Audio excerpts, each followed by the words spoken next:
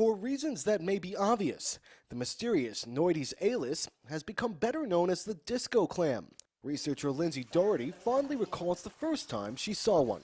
I was just blown away. I mean, I've dove with great whites, I've dove with humpback whales, I've dove with whale sharks, and the disco clam I was immediately enamored. It began, like so many love affairs, with the lips. The disco clam has the brightest smile in the ocean, with lips that flash like a strobe light.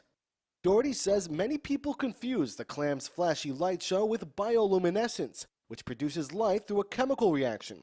She says the clam's shiny lips represent one of nature's best examples of the ability to reflect light. What I found when I looked at their tissue is that their tissue is basically half filled with these small particles that reflect light very well, and half of the tissue is empty. It's literally a dividing line down the tissue.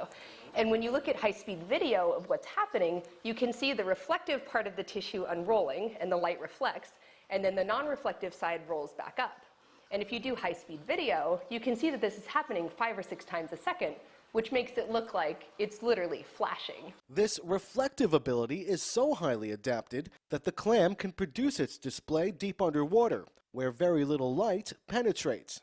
And while the disco clam puts on a great show, Doherty says studying it plays an important role in the field of photonics, understanding how light interacts with matter. So by learning about these natural structures and how they function, we can both improve our technology and come up with better ways to have things that interact with light. So everything from paints to flat screen TVs to anti-counterfeiting devices, there are really a plethora of cool ways that these organisms can be applied to technology. Doherty says she's also trying to figure out why the clam puts on a show. She says it could be to attract prey or frighten off predators. Or she says it could be that the disco clam is simply looking for a mate to boogie with.